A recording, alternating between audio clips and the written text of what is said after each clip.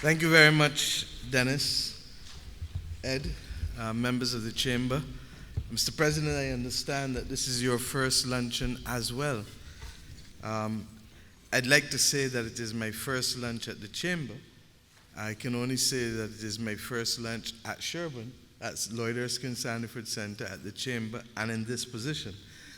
But this is a welcome opportunity to meet again and to see friends and hopefully to make new friends, but against the background of a single mission that I can only ask you to leave reflecting upon, that together we must and together we shall.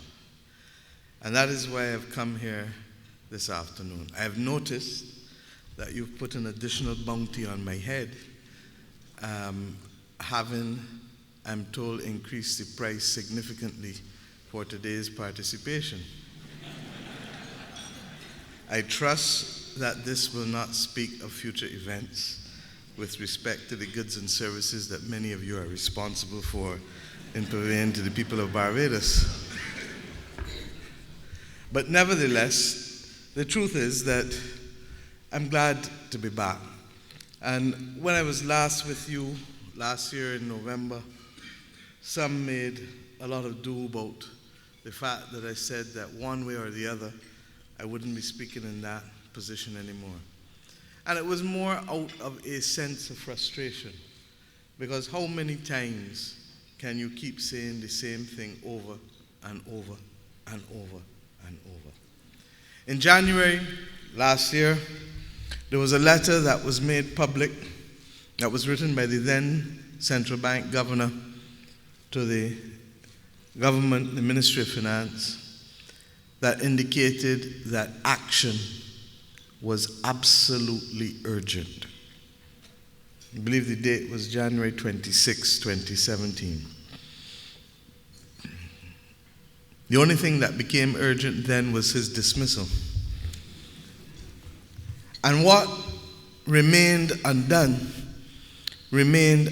for effectively 18 months.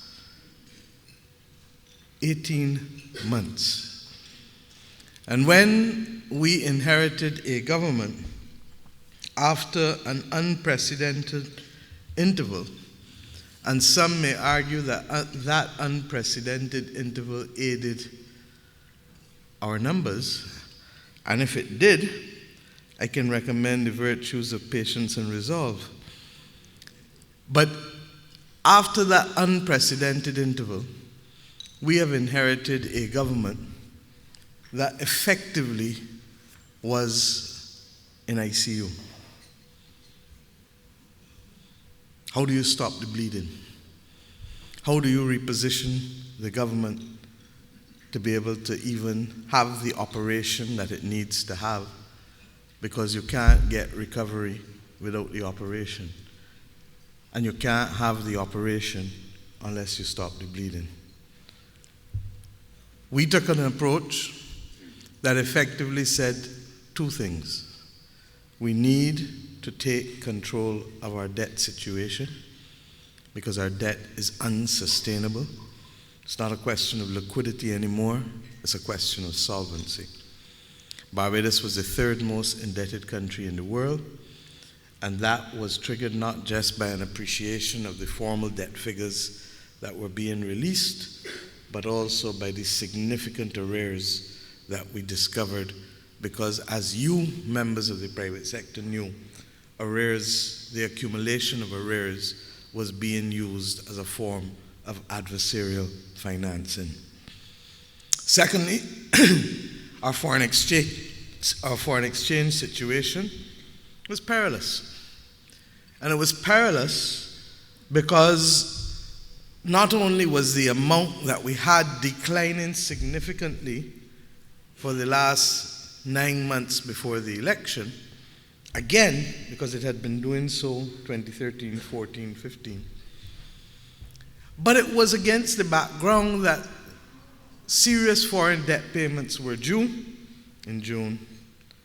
Oil prices were rising again, and we were, as Ed reminded us, on the verge, effectively, of the hurricane season.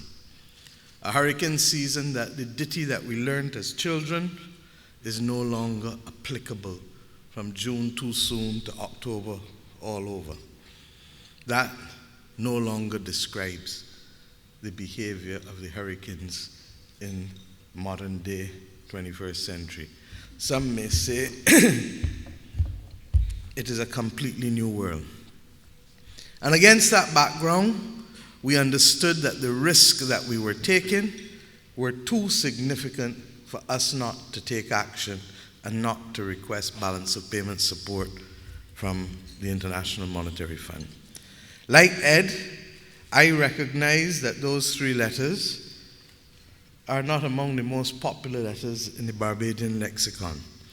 I thought that he was going to say that the 3 worst letters was BRA, but then I realized he preferred to say TAX. I thought that he might even have gone higher up in the alphabet and wanted to talk about another LP. But then I realized records are no longer the order of the day and only CDs. Suffice it to say that we made decisions not because we want to, but because we felt we needed to. And anybody who understands how to manage a significant medical condition knows that pain comes invariably before gain. And this is where we find ourselves. So where are we today? I'm not going to spend a lot of today recapping the mini budget. You know it. You've heard it. Is it perfect? No, it isn't. Was it absolutely necessary to stop bleeding? Yes. What were our enemies as we saw them upon ascending into the reins of office? Time and credibility. Time and credibility. Barbados government, for the reasons I just outlined, did not have time on its side. And credibility, nobody, not even the people in Barbados, were beginning to believe the word of the government of Barbados anymore. And worse still, those with whom we would have had to have dealt with outside. Have we been able to achieve the objectives in terms of stopping the bleeding and getting the benefit of the doubt with respect to having persons treat to our word with credibility that we believe it deserves? Yes, we have. And I want to publicly thank a range of people before I get into the substance of my speech. Because you can't get here on your own. You get here with the goodwill and the help of people. And that was a fundamental mistake made by the last government, that they ignored the good people of Barbados, of the region, and of the world to help a country out of a difficult circumstance. And let me start by first thanking the Social Partnership of Barbados. And I say so with all sincerity. This building has come to be almost like home to some of us, upstairs predominantly. And the amount of hours that we have spent talking, thrashing out, agreeing, disagreeing, but ultimately moving in the same direction by first and foremost identifying, as we did on that first morning of the 28th of May, what are we in here to do? Do we all agree that we must save the value of the Barbados dollar at all costs? The answer to a man and a woman was yes. Do we all agree that there are different routes by which we can do it, and we set them out, 1, 2, 3, 4, and we asked everybody, once they agreed that, to be able to sit down and to write out what they believe to be their first priorities along each route. And we all did that. And by coming back by the Friday, we started the process of the heavy lifting that allowed us to get first and foremost to the mini budget. And we are yet again engaged now in another set of heavy lifting to which I will come back. I'd like to thank my team. And you know, much has been said about the size of my cabinet and advisors, but I, from the very beginning, said many hands make light work. Barbados has a unique condition where almost every aspect of social and economic activity was affected in this country, from the protracted and delayed lack of action by the last government. Sound funny? We identified 17 mission critical areas, and we didn't do more because the cost of printing was too high. Fact. We didn't put in CARICOM. We didn't put in LIAT, a matter that will engage us with seriousness very shortly, both in terms of a supplementary to the Parliament of Barbados and in terms of us discussing more fundamental structural issues of the airline. And a shareholders meeting will soon be had for us to deal with it. We didn't put in CSME, as I said, against the background of the Golden Report, and I'm happy to report that having come out of CARICOM, there's a renewed commitment to the CSME, and we were able to sign the protocol on contingent rights, and the protocol on government procurement is literally going to be signed, we hope, before the end of the year, plus a built-in agenda on integrated capital markets and securities, common community policy, new financial services architecture, and a few other things that we have as a common framework for us to achieve between now and the next year. We didn't put in the Barbados Pharmaceutical Service and the commitments given by the last government to remove a whole range of drugs off of it, which will have implications for other people, and we can't change it overnight because contracts have already been given. And the Minister of Health will speak to those things. But what we did realize was that we needed many people to do and deal with these issues on a parallel track.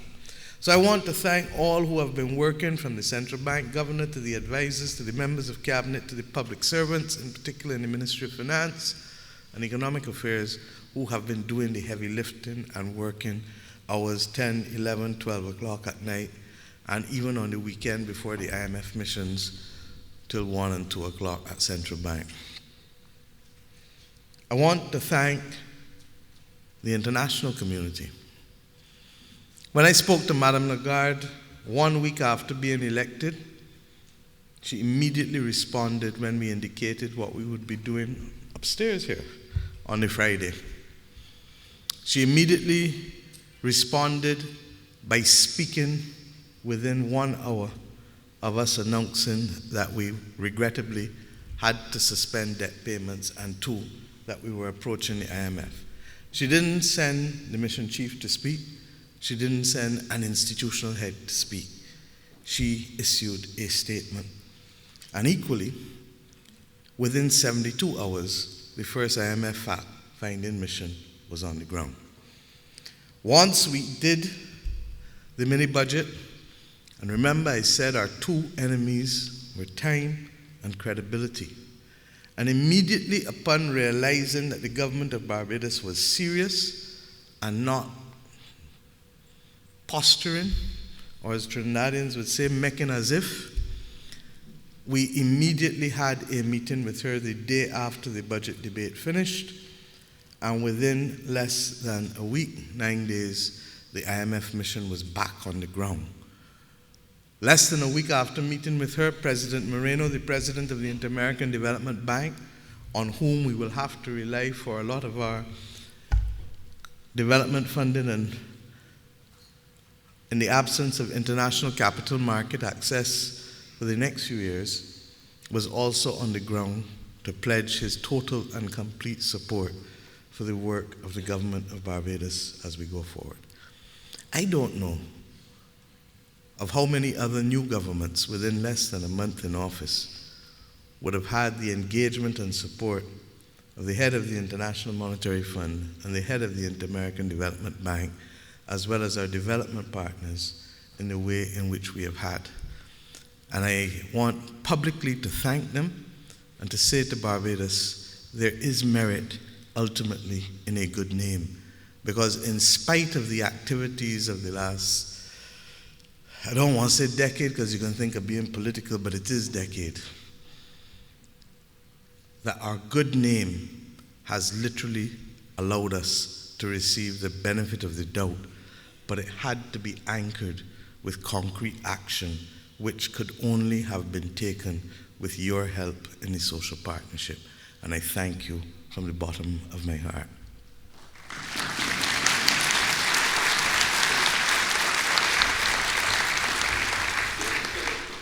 I felt it necessary to detail these things and to do this public thanking because the mission is not over. It's far from over. And the continued cooperation is absolutely essential if we are to get where we need to get.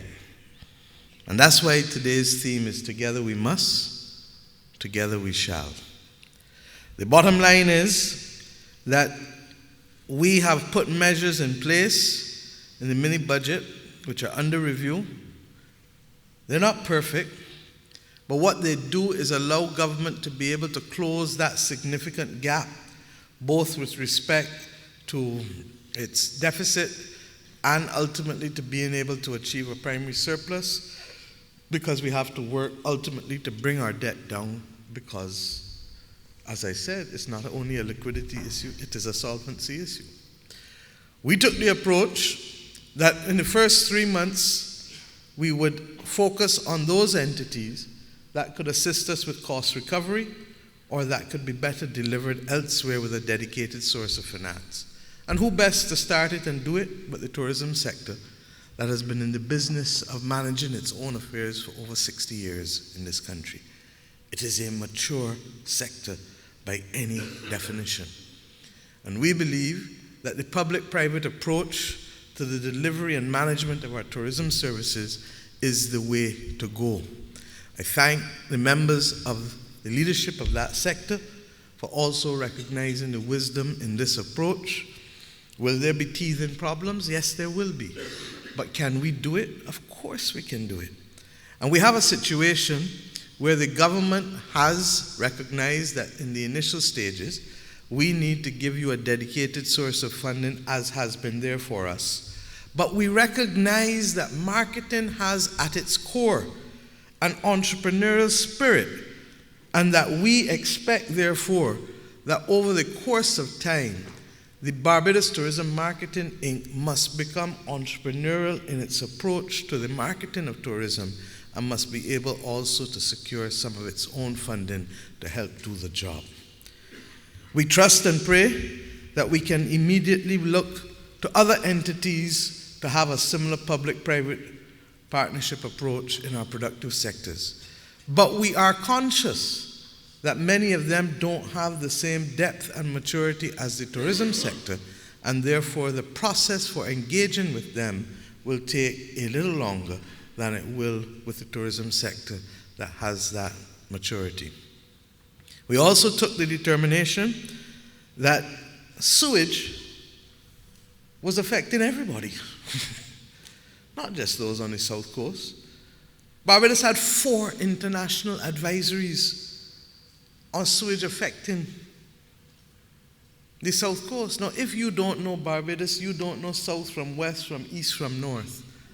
You hear Barbados. There are those who don't know Barbados from Jamaica, from Trinidad, from St. Lucia. And therefore, we recognize that the only sustainable way to be able to deal with some of these issues is by making many hands make light work.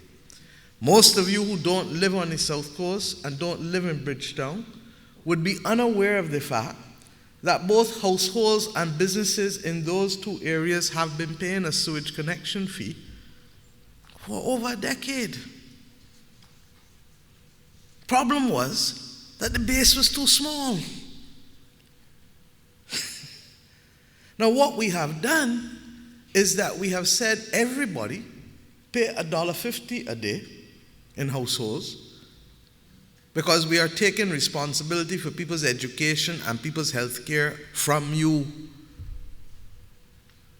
But we cannot take responsibility for everything. So everybody contribute $1.50 per household, not per person. Those pensioners who live alone, or those families who are indigent, come and see us. And then secondly, we had to find a mechanism to allow for businesses with respect to the contribution. We settled on a 50% rate of the water bill, recognizing that before there was a 2/3 rate of the water bill for all businesses connected to the sewage system in Bridgetown and on the South Coast. But we went further, and when I addressed your sister organization, the Barbados Hotel and Tourism Association, we're conscious that there are going to be some entities in the tourism sector and in the farming sector and hairdressers and other categories that might be pushed beyond their limits, one or two manufacturers, because they use more water than others. And we have agreed in principle that once the bills start to come out and we see where the profiling is going, because I have not hid by admitting to you that the data at the Water Authority is not in good condition. It's not. So we actually need to see what goes out in order to be able to make those judgments. And up to yesterday, we met with the General Manager of the Water Authority, and I've asked that in the same way we are bringing the legislation for the Relief Committee that will act in the same way that the Land Tax Relief Board does for land tax, that we will also need to see the profiling on those sectors such that we can settle on the appropriate cap that will be applied with respect to the garbage and sewage collection fee. I said it to the Hotel Association, I repeat it to you, and once those figures are available, we will then be in a position to set the appropriate cap, because we, like you, do not want to see people overtaxed or incapable of meeting their commitments. We understand that if you don't spend money in your own personal way, and if your businesses don't have the money to be able to reinvest, there's no growth. And there is no way out of this situation without growth. Governments don't grow. It's households and businesses whose spending grow. And to that extent, therefore, we are conscious that our role is not only about tax and spend. That's what informed most of Barbados' development in the last 52 years. But we've reached a stage now where we have to sit up or stand up and acknowledge the other powers that a government has to fuel growth in the country. And this is nothing new. And I ask for you to recognize that we have sought to be consistent. In May 2016, on page 26 of the Covenant of Hope, we set out for you our approach to fiscal governance. It is not going to change. And what is that approach? That first and foremost, to the extent that we are spending within the context of government's budget, the first claim, Ed, you'll be happy to hear, is on law and order. Without law and order, your investments will come to naught. And we are conscious that Barbados can withstand many things, but it cannot withstand an explosion in gun violence, automatic guns, and it cannot withstand hurricanes and earthquakes. So we start first by humbling ourselves and knowing what we cannot withstand. Pursuant to that, and without going into details at all, I'm happy to report to you that the National Security Council met yesterday during lunchtime, instead of us having lunch, with the Attorney General, myself, and the Minister of Home Affairs, meeting with the Commissioner of Police, the Control of Customs, and the other relevant officials. Our role is not to be operational, but our role is to ensure that the resources and the cooperation are there, and we are satisfied that there are things that have to be done. In the budget, we spoke about the need to reduce the backlog, and we made resources available, which will be operational, I'm told, by September, even in the absence of a functioning court space in the main court building as that is repaired. Why? Barbados cannot have 10,000 cases in the backlog. But realistically, we can't treat the 10,000 at once either. But what we can treat to is all the murder cases and all the cases of shooting with intent, and then come down the hierarchy with rape, burglary, and robbery, or robbery, rape, burglary. We've committed to that. And we've also committed to having every case from July 1st last year heard expeditiously, and then having every new case heard within 6 to 9 months in this country in those 4 or 5 categories that I just referred to. People will not play with you if they know they are going to face sanctions quickly and urgently.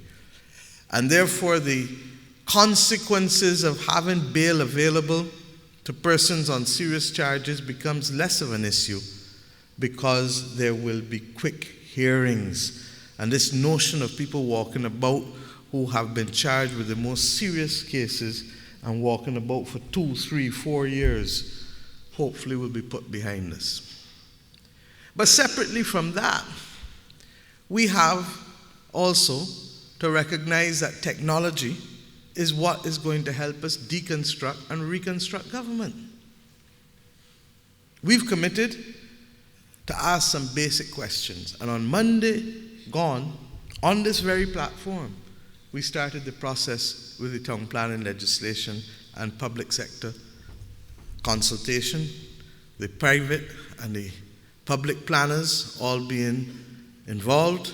And next Wednesday, we come back here with members of the public and the business community, contractors, to continue the consultation. A 1965 piece of legislation, as much as I like to feel I'm young, I was born in 65, and that legislation cannot govern the affairs of this country as we move close to the 3rd decade of the 21st century. Similarly, water zoning settled in 1965-66 cannot do it. And therefore, we will use the non-traditional powers to be able to help fuel growth. Because when you finish going down the hierarchy of claims, law and order, public health, health care, education and protection of the vulnerable, protection of public spaces, gullies, roads, beaches, foreign policy, productive sector support, and foreign policy and foreign trade support, you then come to what are your other powers? Because what we do know is that the government of Barbados can't do all of those things. That's what the last 15 years has taught us. And that we then under-provision the hospital by 40, 50 million for the last 12 years.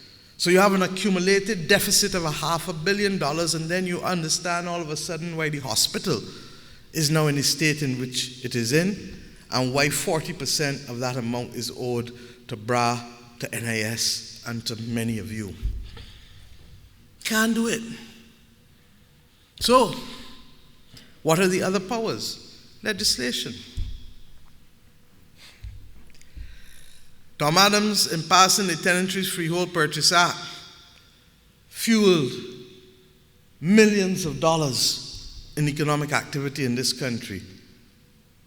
All he did was to pass a piece of legislation.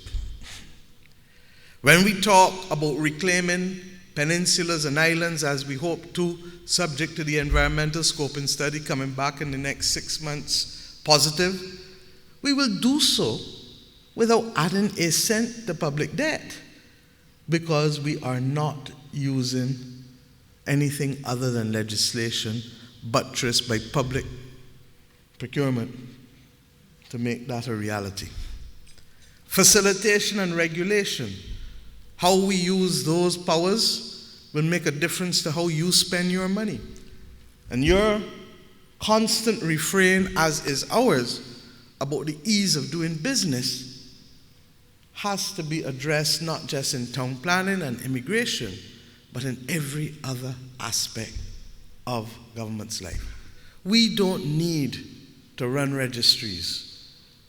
We need to make sure that registries function. Last night I reviewed the numbers yet again in preparation for this. And cumulatively we spend about 9 or 10 million, and other than the Supreme Court registry, which we will keep, we don't need to run the rest. But we spend there 9, 10 million, so it's not only statutory boards that we must look at, or state-owned enterprises. There are other functions, and that is why the process that we started with the social partnership on Friday, where we literally laid out every single transfer and major government departments and asked people to please let us know how you feel. If I knew that the crowd in here was going to be so big, I would have walked with the poll papers. But I ask you to participate because we will go public for a week electronically. Something is either essential, and I suspect that most people feel that a police force is. It's highly desirable. National Cultural Foundation, highly desirable. Some may even say essential because of our cultural psyche. Or optional. Do you need to own a public television station?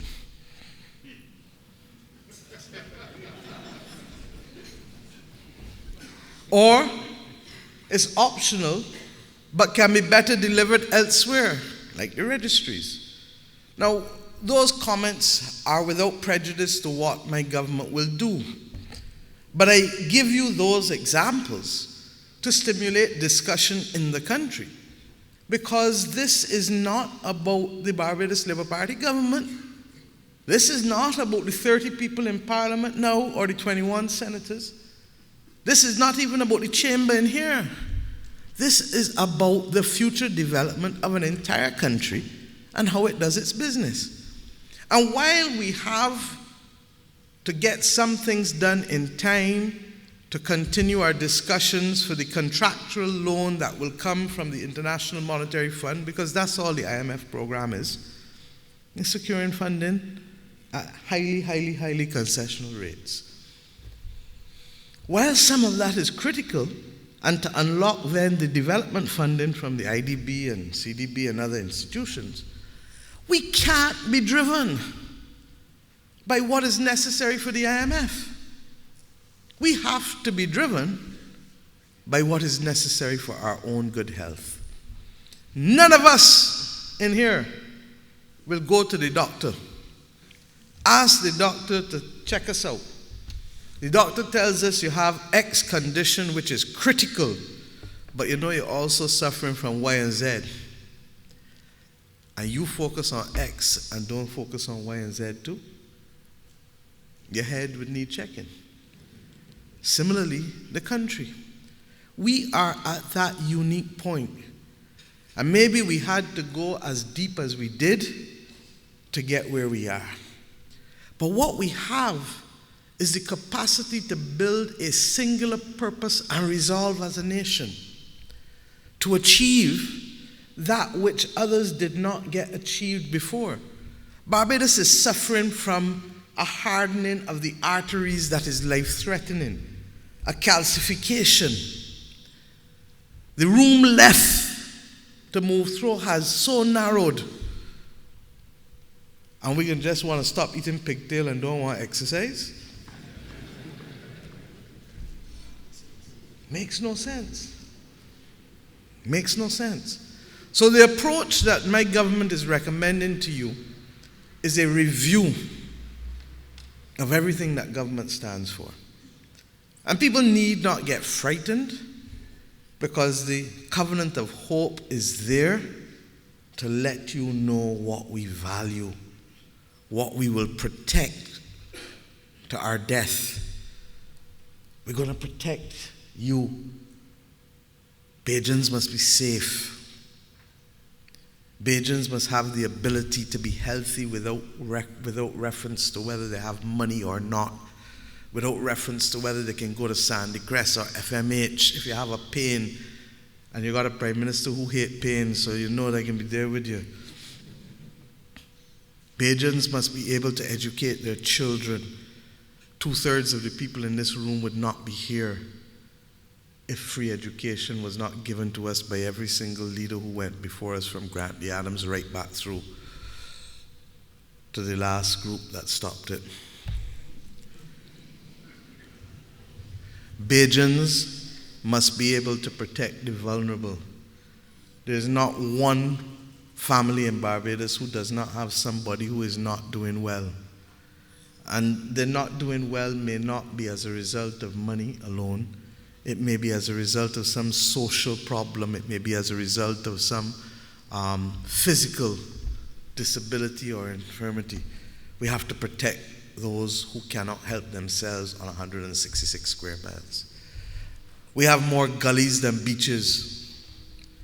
If we don't protect our gullies, our water supply is compromised. But in any event, there are other ecological benefits to it.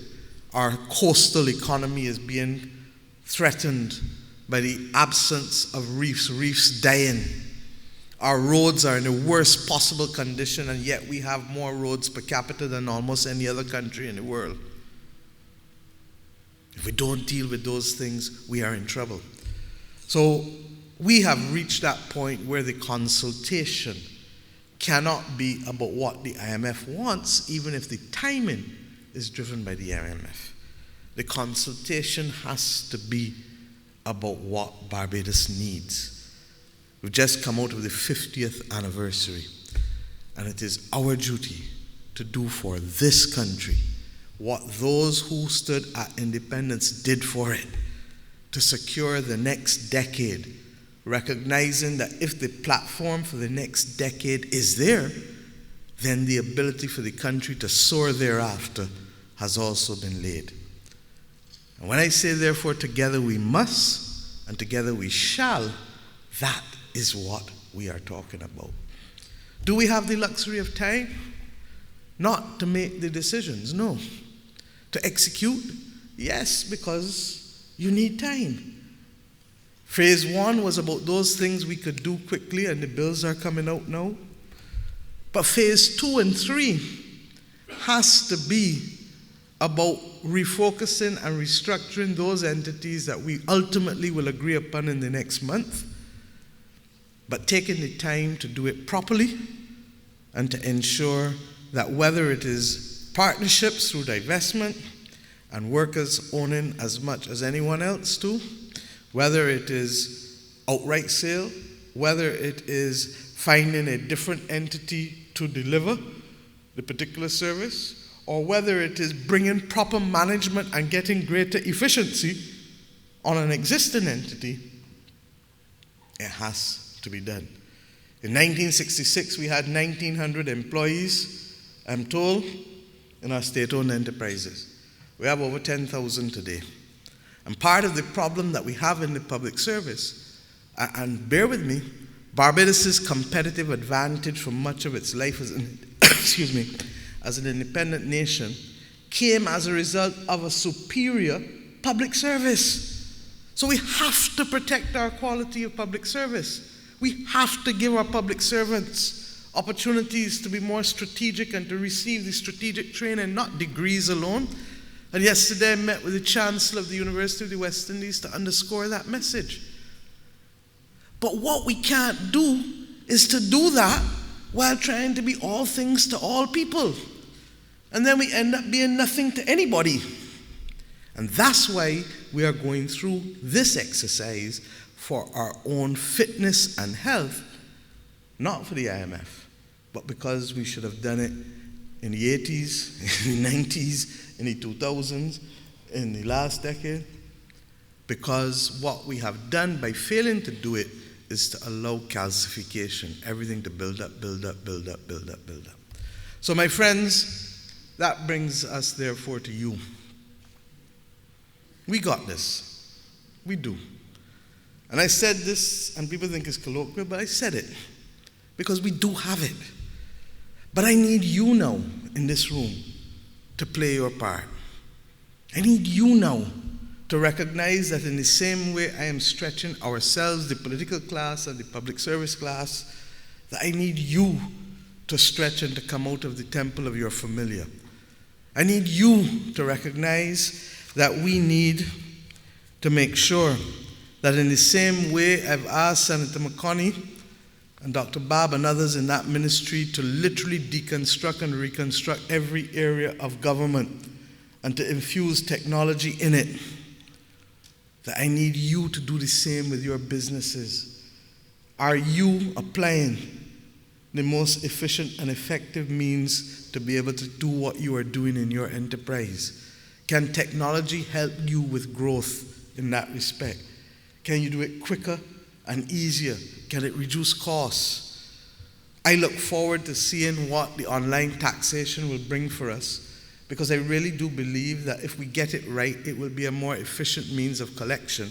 And for those who fear that we are so mad as to charge you online and at the port too when the good comes in, then it means that you don't understand that we believe in fairness. But I need you to ask yourself those questions with respect to the application of technology.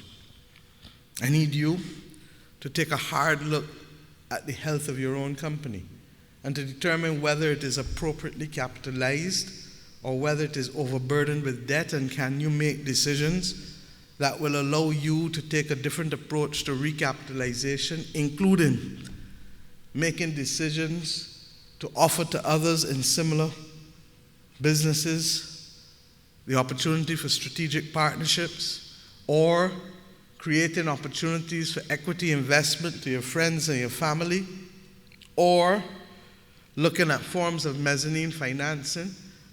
In our manifesto, we were very clear about the need, and the Minister of Small Business and Commerce has been given a clear mandate that he has to create regional financial advisory bureaus, less so for people in this room, but very much so for all Barbadians.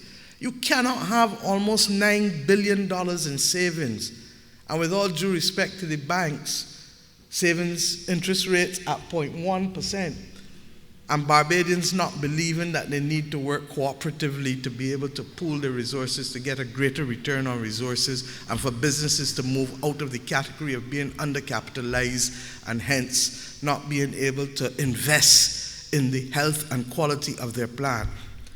So I ask you to do your part with respect to that self-examination with respect to capital. We need also to recognize that the days of operating in a cloistered environment will not be with us. Edu spoke about us holding the lead responsibility for the CARICOM single market and economy. It has to mean more than just going into the OECS. Guyana. And there is no ever so welcome attitude from me. It's actually the opposite. Guyana and Suriname need assistance because their population bases are limited. Barbados has to do today what Barbadians did in the 19th century with respect to Guyana. Reach out and go in there. Barbadians have to do with Suriname what we did with Guyana, recognizing that the language barrier is not as real a barrier today as it would have been 50 years ago. Apart from anything else, anything is capable of interpretation on a phone now. But more importantly, most Surinamese speak English in business and in government. And I'm happy to report that as of Monday, the bilaterals that we had with Guyana and Suriname, up to Monday I spoke to the president of Suriname again, and tomorrow I speak back to him to advise him of a high-level team, public-private team, and I thank Mr. Herbert for helping me with that in that respect, that will go to Suriname to begin to identify the opportunities such that at a higher level we will be able to concretize it. And we want to do the same with Guyana. But it's not only Suriname and Guyana, Bahamas. How many Barbadian enterprises going to the Bahamas? May not be part of the CSME, but it's part of CARICOM. And how many of us have gone into Panama Minister Simmons came back yesterday on a flight on COPA. And what COPA does is to literally open up southwestern United States of America in a way that it has not been opened up before. I need to say to the country, and I'll finish soon because I'm conscious of time, that the ministries of foreign affairs and economic affairs take on a new relevance in this environment where we have no access to the international capital markets for the next 2-3 years. We're going to have a more aggressive approach diplomatically, and we're going to have a more aggressive approach with respect to bilateral and technical cooperation through economic affairs. But I need you to be next to us, because when we do those things, and when we start to open up those opportunities, there must be a Bajan on the front line walking with us. And even if that Bajan then partners with others from the region or outside of the region, the core is that we either are going to expand existing businesses or we're going to create new businesses. Together we must. Together we shall. And I ask you to recognize that in the same way we are going to invest in massive training. You're right, Ed. We lost too many of our young people who for the last 6 or 8 years left secondary school and have never held down a job. And that's why my government is committed to something called a National First Job Initiative.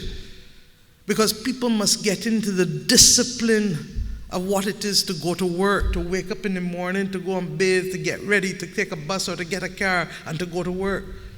If you don't have that discipline between 18 and 30, you think you'll get it after 30? And I'm asking you in the private sector to work with us to create those opportunities for apprenticeships, for first job initiatives. And I'm asking the young people, and I'll talk to them, because the only body who starts at the top is a grave digger. And this is the kind of conversation that a mature country has at 52. So that when we do these things, we need to retrain our youngsters in areas of activity that matter. The Director of Finance pointed out to the Chancellor yesterday that we have all of these Barbadians studying banking and finance at the university, but the bank's only probably taking how many people a year in jobs? So you train in hundreds, and the bank's taking less than 100 a year, if so much. Makes no sense. So what have we done? We've made some early decisions. Yesterday, the Minister of Education and the Minister of Science, Technology and Innovation and ourselves met with representatives of a leading charitable entity and a young Barbadian who is doing wonders overseas in technology. We've agreed that we will start technology training in coding and broad technology and cybersecurity, and here are the 4 groups: early childhood levels in nursery, 9 to 11, 14 to 16, and post-secondary. So that over a 3 to 4 year period, you then have it in every possible age cohort. And that we will do so first by identifying a derelict IDC building and making it available to the charity so that they can help us refurbish it, make it available, and then work between that and the school system for integration into schools and to roll it out over a period of time for a select number of schools until ultimately it can become universal. We've also been in contact with Google and others to be able to come and do their own coding camps. Because when we create these citizens, they must be global in terms of their capacity to find jobs. And it's not just in technology, it's in something like nursing. There's a global shortage of nurses. How many young women in Barbados are sitting down now without a job? And we have to expand the training in order to be able to give those opportunities. So my friends, I'm asking you, we will do what we have to do. But I want you to do those few things. Not to be afraid to move outside of these borders into non-traditional markets, particularly Suriname, Guyana, Panama, Florida, Bahamas. not just the OECS or Trinidad and Jamaica where we have a little comfort level. Goddard's and others have done it already. Latin America, others need to do it as well. I'm asking you to review your technological platform. I want to be able to restructure government so that the IDC once again can have the special technical assistance program that helped over 500 enterprises by giving people access to working capital and marketing. But we can't do that if we're trying to be all things to all people. I want you to be able to also work with the Ministry of Science, Technology and Innovation with respect to reviewing your technological platforms. And I want you ultimately to help me find a better use for the savings of the Barbadian people.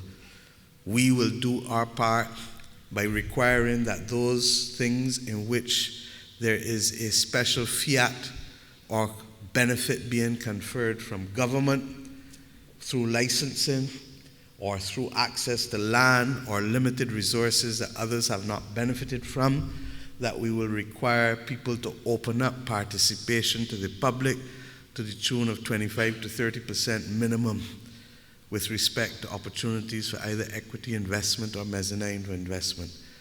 But we need you to also not play so, but to recognize that you got to do so. You have to have an open approach to the development of your enterprises. Countries and businesses invariably that have an open approach will survive and not atrophy. So, shall we? Shall we? Thank you.